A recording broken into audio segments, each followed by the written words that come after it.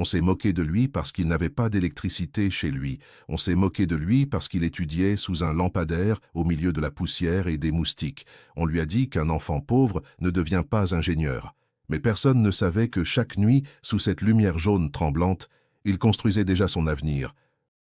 On se moquait de lui chaque nuit, mais personne ne comprenait qu'à cet instant précis, sous cette lumière jaune tremblante au milieu d'une rue poussiéreuse, il était en train de bâtir un futur que même les plus riches n'auraient pas pu acheter, car ce garçon qui s'asseyait sur le trottoir froid avec un cahier usé et un stylo presque vide n'était pas simplement un enfant pauvre cherchant à faire ses devoirs. Il était une promesse silencieuse que la misère n'avait pas réussi à étouffer, et tout commençait toujours de la même manière. Lorsque le soleil disparaissait derrière les toits en tôle et que les maisons du quartier plongeaient dans l'obscurité faute d'électricité, il attendait que sa mère termine de servir le maigre repas du soir, un peu de riz, parfois accompagné d'une sauce trop claire, parfois rien de plus, et il mangeait sans se plaindre, sans demander plus, parce qu'il savait que chaque pièce économisée servait à survivre le lendemain. Puis, quand les voisins commençaient à fermer leurs portes et que les conversations s'éteignaient une à une,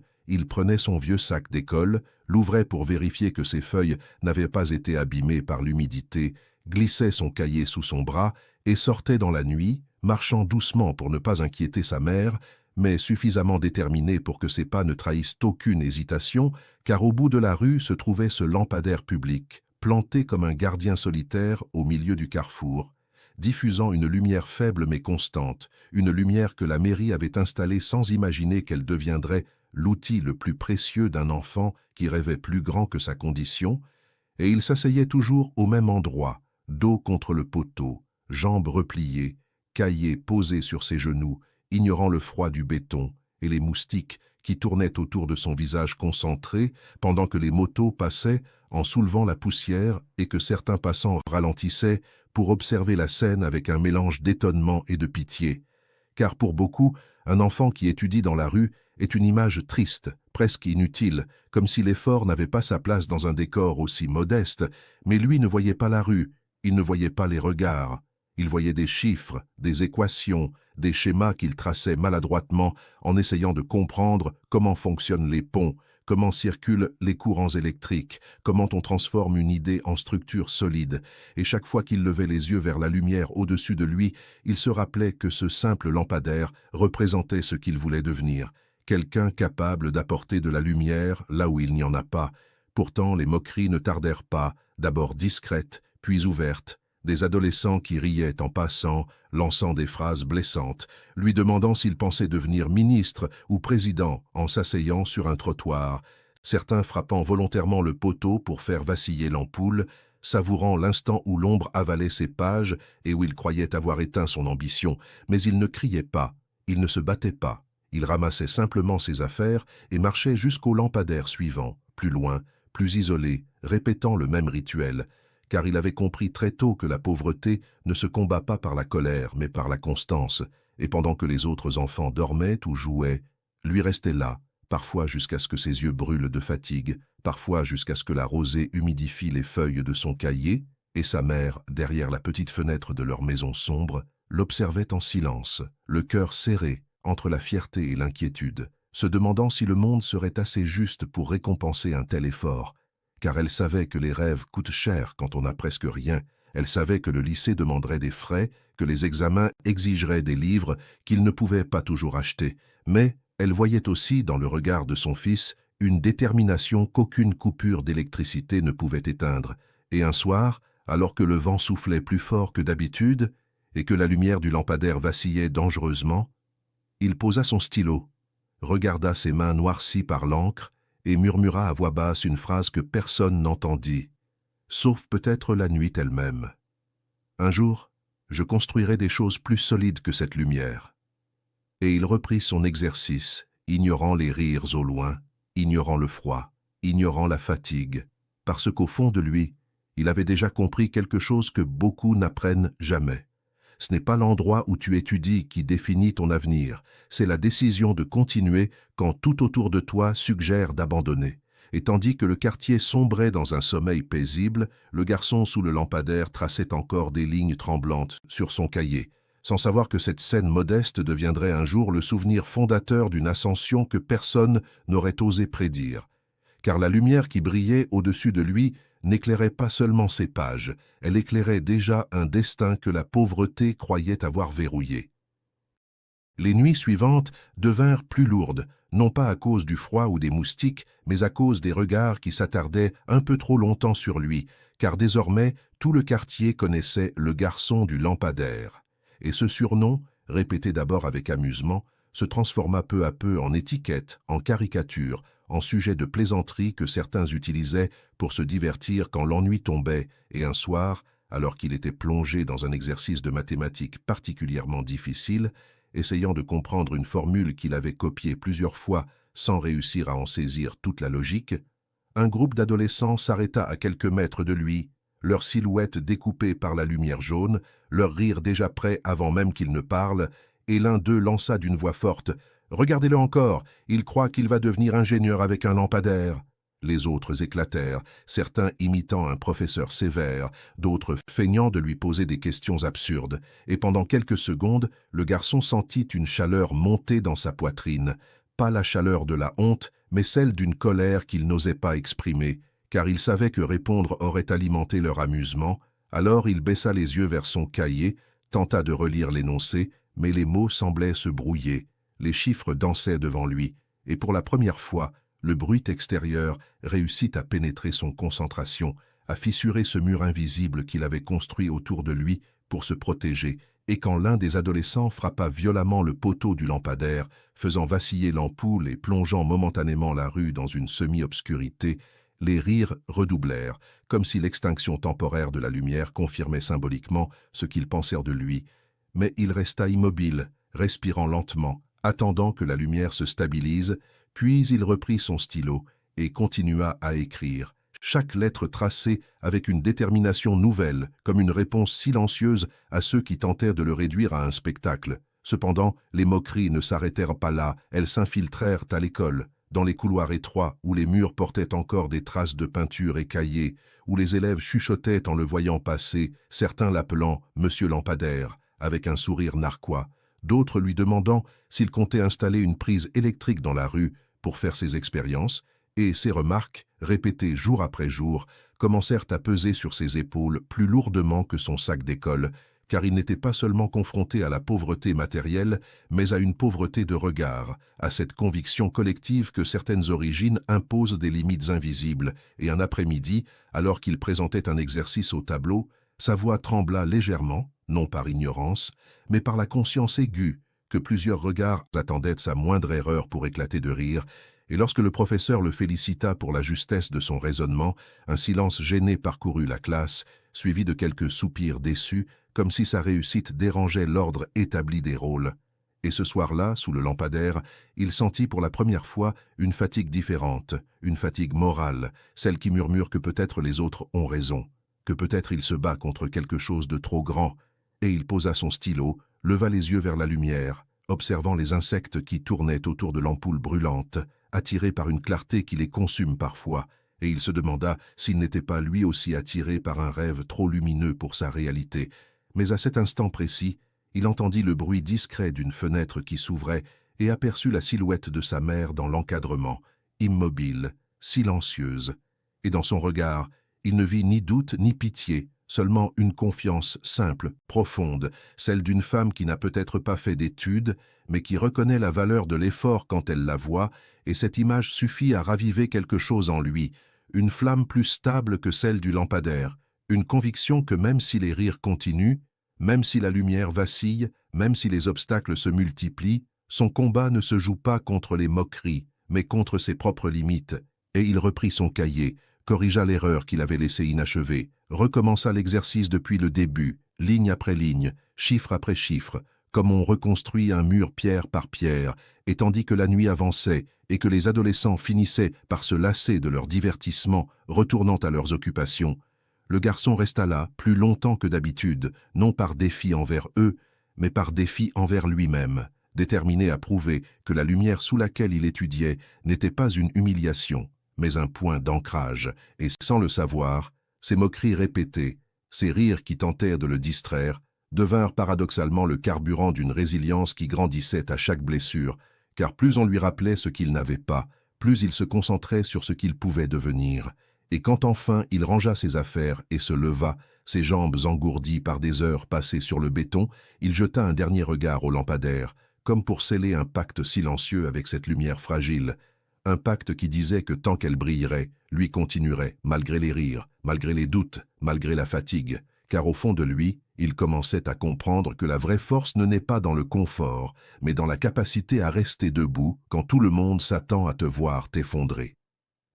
Les résultats de fin d'année arrivèrent comme une tempête silencieuse, car tout le monde savait que ce moment déciderait de beaucoup de choses, mais pour lui, c'était plus qu'un simple bulletin. C'était la preuve que ces nuits sous le lampadaire n'étaient pas une folie.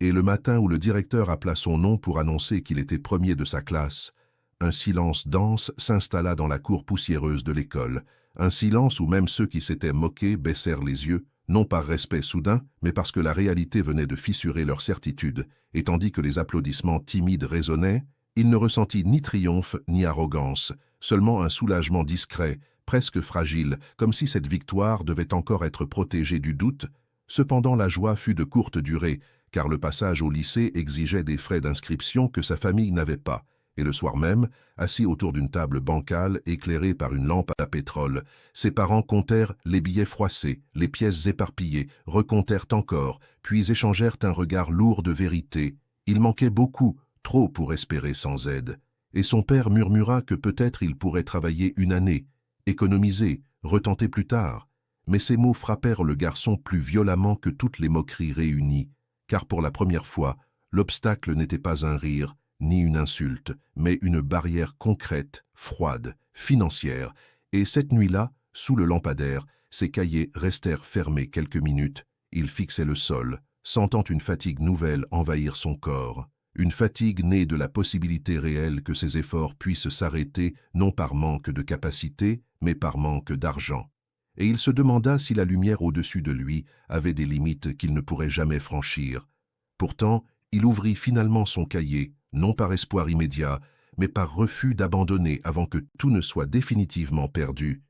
Et les jours suivants, il continua d'étudier comme si le lycée était déjà acquis, comme si l'effort devait précéder la solution, car il avait appris que la discipline ne dépend pas des circonstances favorables, mais d'une décision intérieure. Pendant ce temps, un professeur, discret observateur de ses progrès, remarqua son silence inhabituel, l'absence d'enthousiasme derrière ses réponses toujours justes, et un après-midi, il l'appela à la fin du cours, lui demandant ce qui n'allait pas, et le garçon hésita, baissa les yeux, puis avoua la vérité, sans plainte, sans dramatisation, simplement en exposant les faits, et le professeur resta silencieux quelques secondes, avant de poser une main ferme sur son épaule et de dire qu'il ne fallait pas laisser un manque d'argent effacer des années de travail, qu'il chercherait une solution, que les bourses existent pour ceux qui prouvent leur mérite. Et ces mots furent comme une seconde lumière, moins visible que le lampadaire, mais plus puissante, une lumière humaine, et les semaines suivantes devinrent un mélange d'attente et de tension,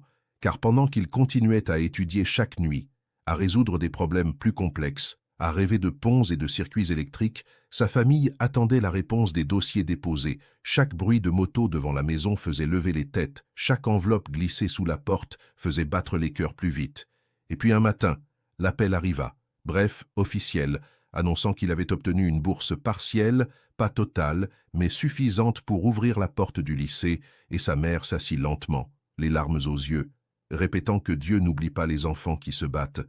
tandis que son père hocha la tête en silence, fier, mais conscient que le plus dur commençait à peine, car le lycée signifiait aussi des trajets plus longs, des livres plus coûteux, un environnement plus exigeant. Et le premier jour, en franchissant le portail de cet établissement plus grand, plus moderne, il sentit le poids des regards, certains curieux, d'autres sceptiques, car sa tenue modeste contrastait avec les uniformes impeccables de certains élèves, mais il marcha droit, se rappelant chaque nuit passée sur le trottoir, chaque rire transformé en carburant, et le soir, après cette première journée, il retourna sous son lampadaire, malgré la fatigue accumulée, malgré les nouveaux cours à assimiler, parce qu'il savait que le lycée n'était pas l'aboutissement, mais une étape, et tandis qu'il copiait des formules de physique plus complexes que tout ce qu'il avait vu auparavant, il sentit à la fois l'excitation et la peur, l'excitation de comprendre des mécanismes invisibles, la peur de ne pas être à la hauteur, mais au fond de lui, une certitude prenait racine.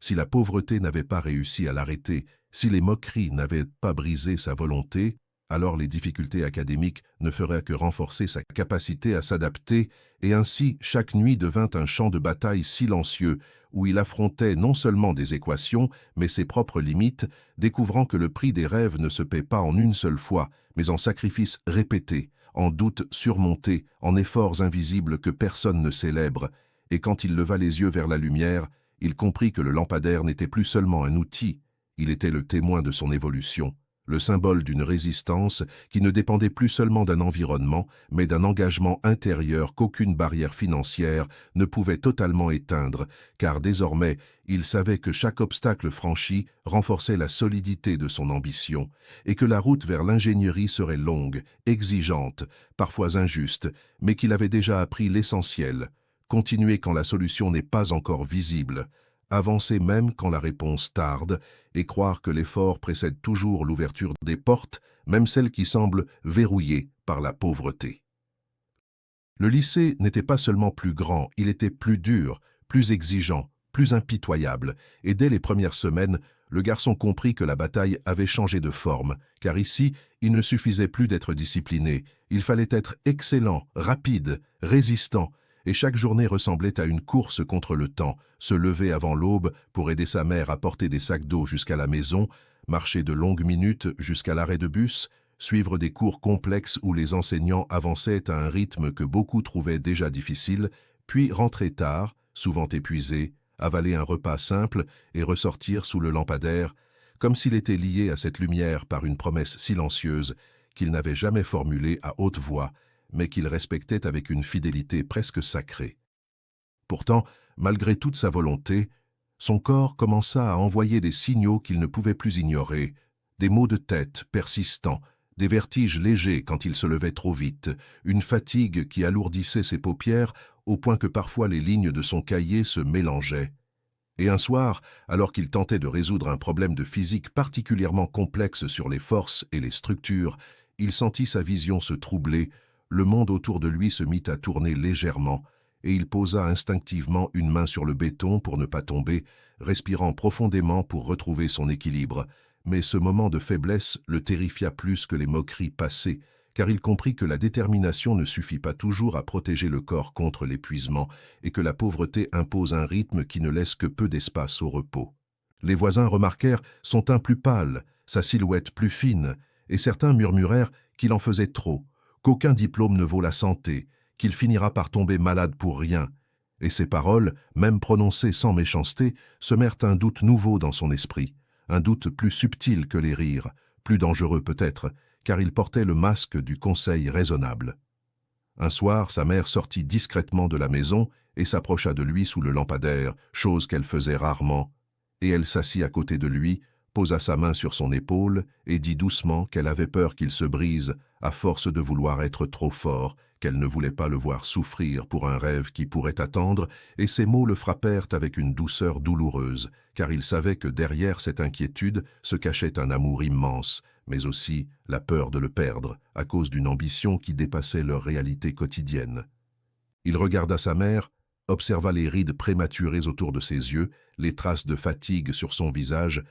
et il comprit que sa lutte n'était pas seulement pour lui, mais aussi contre un système invisible qui pousse les plus pauvres à choisir entre survivre et espérer, et cette nuit-là, pour la première fois, il rentra plus tôt, laissant le lampadaire derrière lui, non par abandon, mais par nécessité, car il avait compris qu'un rêve ne doit pas seulement être poursuivi, il doit être soutenu par un corps capable de le porter.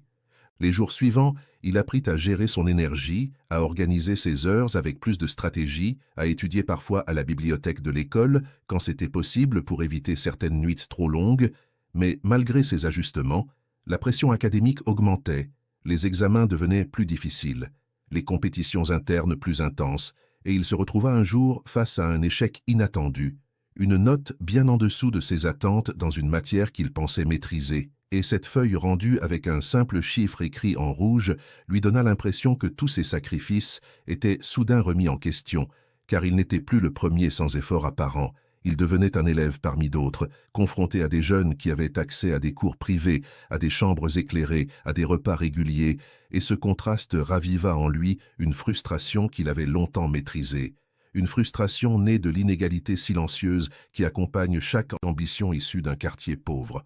Ce soir-là, sous le lampadaire,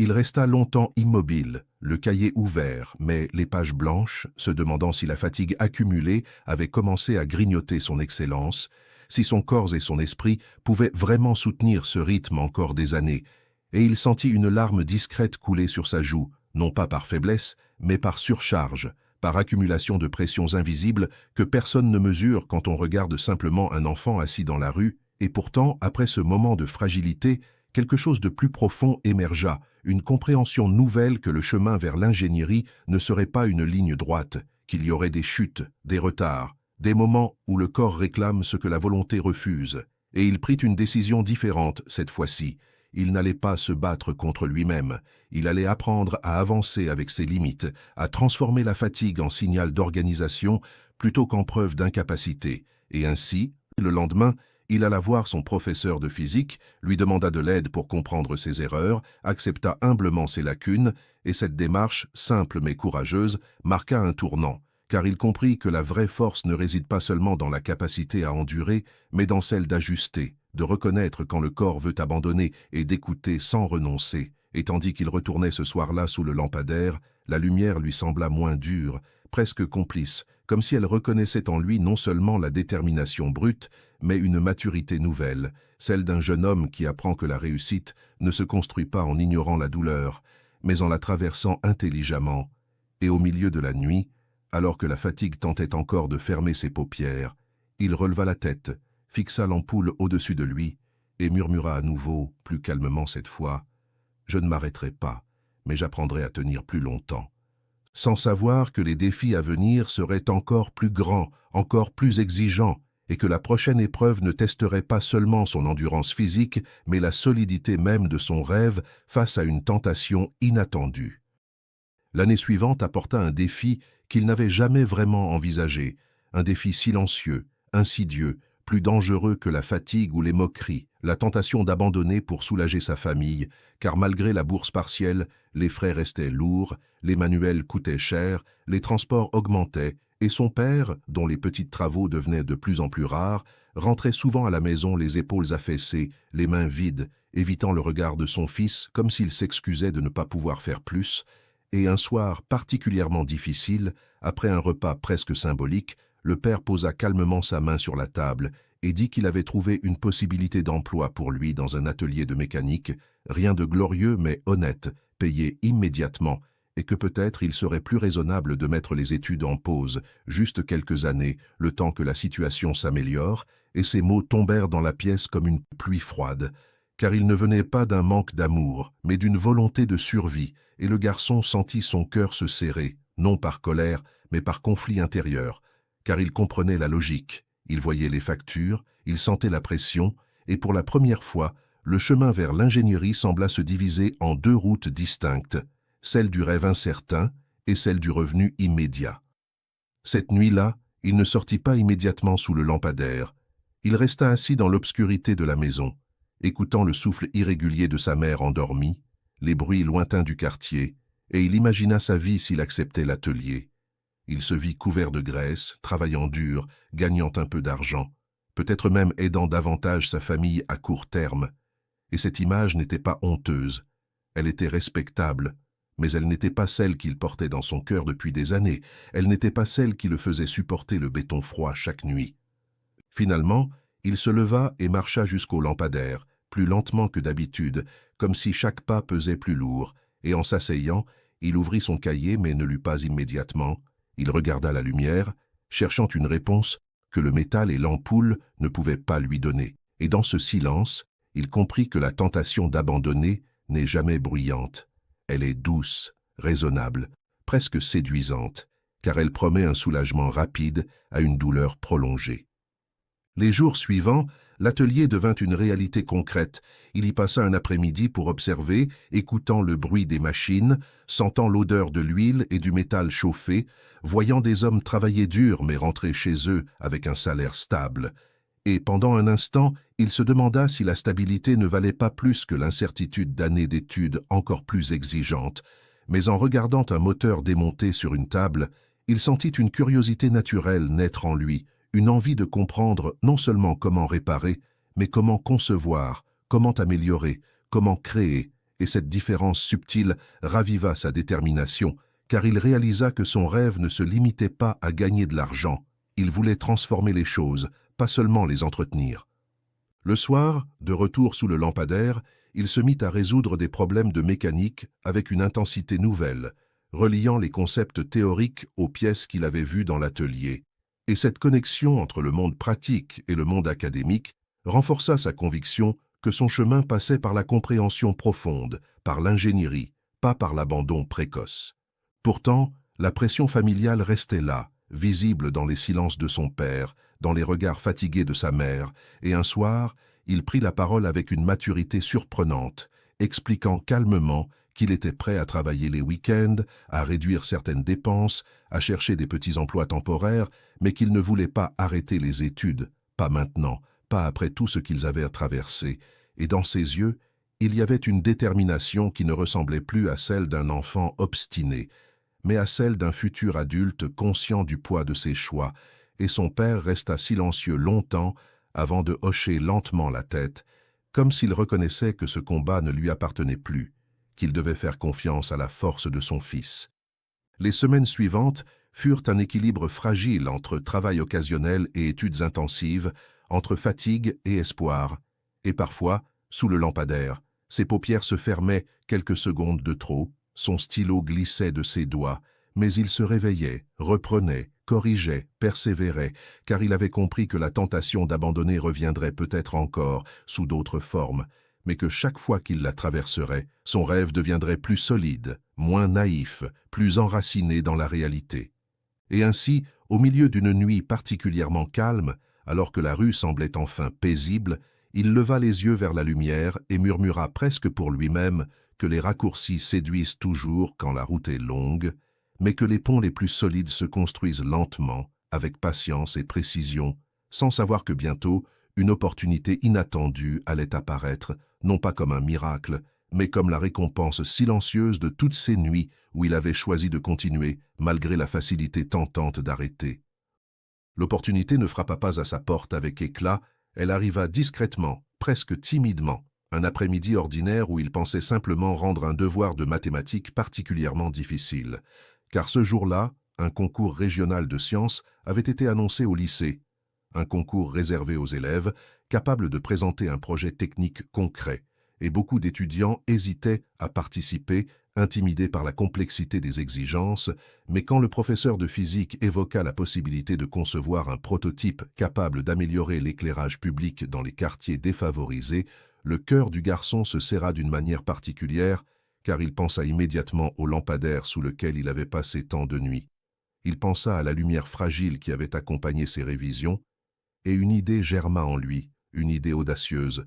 créer un système d'éclairage autonome, capable de fonctionner avec l'énergie solaire, stable, résistant, adapté aux zones où l'électricité est irrégulière.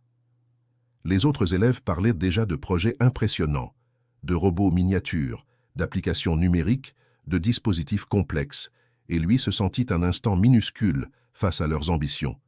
Mais il se rappela que sa force n'était pas dans l'apparence spectaculaire, elle était dans l'expérience vécue, dans la compréhension intime d'un problème réel, et ce soir-là, sous le lampadaire, il esquissa les premières lignes de son projet, traçant maladroitement des schémas, calculant des angles, réfléchissant à l'orientation optimale d'un panneau solaire, imaginant un système simple mais robuste, accessible aux quartiers comme le sien. Les jours suivants devinrent une course contre le temps, car en plus des cours habituels, il devait concevoir, tester, corriger, et il passa des heures à la bibliothèque, cherchant des informations techniques, étudiant des modèles existants, apprenant des notions qu'il n'avait jamais vues en classe, et malgré la fatigue, une énergie nouvelle l'habitait, une énergie née de la perspective de transformer son expérience personnelle en solution collective. Son professeur, remarquant la précision croissante de ses calculs, décida de le soutenir davantage, lui donnant accès à un petit atelier scolaire où il pouvait manipuler des matériaux simples, assembler des composants de récupération, et chaque après-midi passé dans cet espace représentait pour lui un pas concret vers quelque chose de plus grand que ses notes scolaires, quelque chose qui touchait à son identité même. Pourtant, les obstacles ne disparurent pas, car certains élèves commencèrent à murmurer que son projet était trop simple, pas assez ambitieux pour un concours régional. D'autres insinuèrent qu'un garçon venu d'un quartier pauvre ne pourrait pas rivaliser avec ceux qui avaient accès à des ressources plus avancées, et ces remarques, bien que moins bruyantes que les moqueries de son enfance, réveillèrent des doutes qu'il croyait avoir maîtrisés. Mais chaque soir, sous le lampadaire, il revoyait les rues sombres de son quartier, les enfants qui rentraient tôt faute de lumière, et cette image suffisait à raviver sa détermination, car il ne construisait pas pour impressionner un jury, il construisait pour résoudre un manque qu'il connaissait trop bien. Le jour du concours arriva enfin, et il se tint devant son prototype, simple mais fonctionnel, expliquant calmement son principe, détaillant les calculs, démontrant comment l'énergie captée durant la journée pouvait être stockée et redistribuée la nuit de manière stable, et tandis qu'il parlait, il sentit une assurance nouvelle naître en lui, non celle de quelqu'un qui cherche à paraître supérieur, mais celle de quelqu'un qui sait pourquoi il fait ce qu'il fait. Les membres du jury posèrent des questions techniques, pointèrent certaines limites, demandèrent des précisions sur la durabilité, et il répondit avec honnêteté, reconnaissant ce qu'il devait encore améliorer, montrant qu'il ne cherchait pas à masquer les imperfections, mais à les corriger, et quand la démonstration se termina, un silence respectueux s'installa, différent des silences moqueurs du passé, un silence chargé d'attention véritable. Les résultats furent annoncés en fin de journée, et lorsqu'il entendit son nom associé au premier prix, il resta figé quelques secondes, incapable de bouger, comme si son corps avait besoin de temps pour accepter ce que son esprit espérait depuis longtemps, et les applaudissements qui suivirent n'étaient pas seulement destinés à un projet technique, ils saluaient un parcours invisible, des années passées sous une lumière fragile à croire en une solution que personne ne voyait encore. En recevant le certificat et la petite enveloppe contenant une aide financière supplémentaire pour poursuivre ses études, il sentit ses mains trembler légèrement, non par peur, mais par conscience aiguë que ce moment marquait un tournant, car pour la première fois, son environnement ne le regardait plus comme le garçon du lampadaire, mais comme un futur ingénieur capable d'apporter des réponses concrètes. Ce soir-là, il retourna sous le lampadaire non par nécessité absolue, mais par fidélité, s'assit au même endroit, posa le certificat à côté de son cahier et leva les yeux vers la lumière, comprenant que cette opportunité n'était pas un miracle isolé, mais le résultat accumulé de nuits entières à continuer malgré la fatigue, malgré les doutes, malgré les tentations d'abandonner. Et il murmura doucement que chaque pas, même invisible, prépare une rencontre avec l'opportunité, sans savoir que la prochaine étape l'emmènerait encore plus loin de ce trottoir poussiéreux, vers un monde où son rêve serait enfin testé à une échelle bien plus grande. L'université était un autre monde, un monde vaste, rapide, intimidant, où les amphithéâtres semblaient avaler les étudiants dans leur immensité, où les conversations parlaient de stages internationaux, de laboratoires avancés, de projets ambitieux, et lorsqu'il franchit pour la première fois les portes de l'école d'ingénierie grâce à la bourse renforcée obtenue après le concours, il sentit un mélange violent de fierté et d'appréhension, car même si son nom figurait officiellement sur la liste des admis, une petite voix intérieure lui murmurait qu'il n'appartenait pas tout à fait à cet endroit, que ses vêtements simples, son accent, son histoire n'avaient rien à voir avec les récits confortables de certains camarades.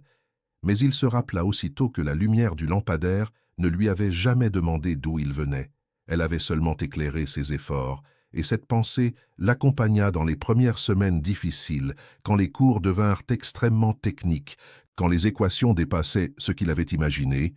quand les nuits d'études reprirent avec une intensité presque familière, sauf qu'ici, il ne s'asseyait plus sur un trottoir froid, mais à une table de bibliothèque silencieuse, entourée de livres épais et d'ordinateurs.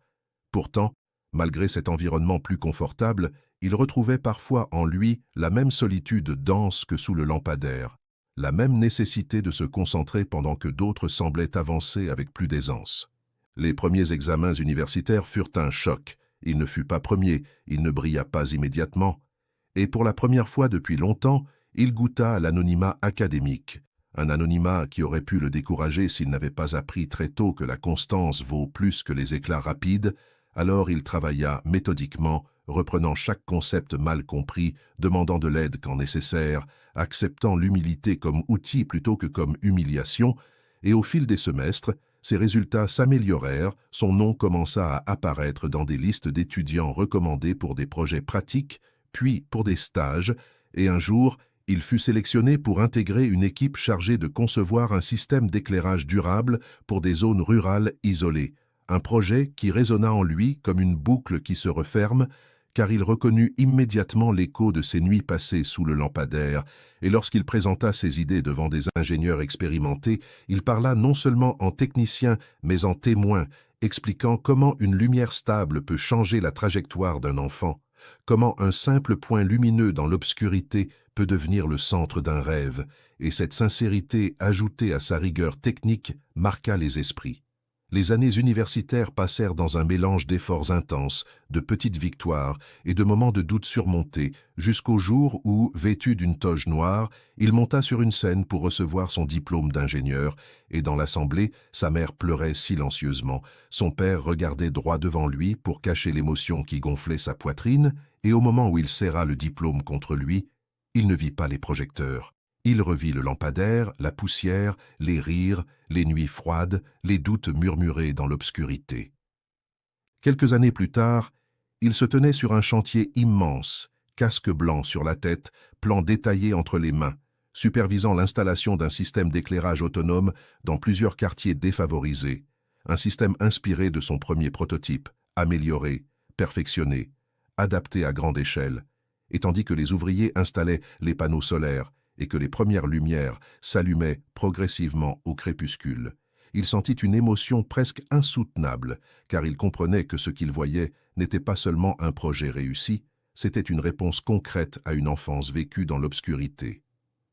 Un soir, après la fin d'une installation dans son ancien quartier, il demanda à rester seul quelques minutes, marcha jusqu'au vieux lampadaire qui avait toujours tenu debout malgré les années, posa la main sur le métal désormais rouillé et resta silencieux, respirant profondément, conscient que ce poteau avait été son premier allié, son premier laboratoire, son premier compagnon de solitude, et il murmura un simple merci, non pas au métal ou à l'ampoule, mais à la version de lui-même qui avait choisi de continuer malgré les rires, malgré la fatigue, malgré la tentation d'abandonner. Les enfants du quartier le regardaient désormais avec admiration, certains assis sous les nouvelles lumières plus stables, leurs cahiers ouverts, et il s'approcha d'eux, leur parla calmement, leur expliquant que la lumière au-dessus de leur tête n'est qu'un outil, que la vraie lumière doit venir d'eux-mêmes, de leur discipline, de leur courage face aux moqueries, et en les observant, il comprit que le cycle se poursuivait, que chaque enfant qui choisit d'étudier dans des conditions imparfaites prépare peut-être une solution pour d'autres, et tandis que la nuit enveloppait doucement le quartier désormais mieux éclairé, il réalisa que le garçon qui étudiait sous un lampadaire n'avait pas seulement atteint son rêve d'ingénieur, il était devenu une lumière pour les autres, une preuve vivante que l'endroit d'où l'on vient ne limite pas l'endroit où l'on peut aller, et que parfois, une simple ampoule vacillante suffit à illuminer un destin entier. Ce garçon n'avait pas d'électricité, il n'avait pas de chambre calme, il n'avait pas de bureau, ni d'ordinateur, ni de professeur particulier. Il avait un lampadaire, une lumière fragile au milieu de la rue. Et surtout, il avait une décision. La décision de continuer quand on se moque. La décision d'étudier quand le corps est fatigué. La décision de croire quand tout autour semble dire que ce n'est pas possible. Ce n'est pas le lampadaire qui l'a rendu ingénieur. C'est ce qu'il a choisi de faire sous cette lumière. Beaucoup de gens attendent les conditions parfaites. La bonne maison, le bon moment, le bon soutien. Mais la vérité est plus simple et plus dure. Les conditions parfaites n'arrivent presque jamais. La discipline, elle, peut commencer aujourd'hui, dans le bruit, dans la pauvreté, dans l'obscurité. Ce garçon n'est pas devenu ingénieur parce qu'il était plus intelligent que les autres. Il est devenu ingénieur parce qu'il a refusé d'éteindre sa lumière intérieure quand la rue était sombre. Et peut-être que ton lampadaire à toi, ce n'est pas une rue. Peut-être que c'est une situation difficile, un manque d'argent, un environnement qui ne croit pas en toi. Mais tant que tu continues, la lumière reste allumée. Si cette histoire t'a touché, alors ne la garde pas pour toi. Partage-la avec quelqu'un qui traverse une période sombre. Abonne-toi à la chaîne pour découvrir d'autres histoires inspirantes qui peuvent changer une mentalité et parfois une vie. Et surtout, écris en commentaire « Je continuerai malgré tout ». Parce que ce n'est pas l'obscurité qui décide de ton avenir, c'est ta capacité à rester debout sous ta propre lumière.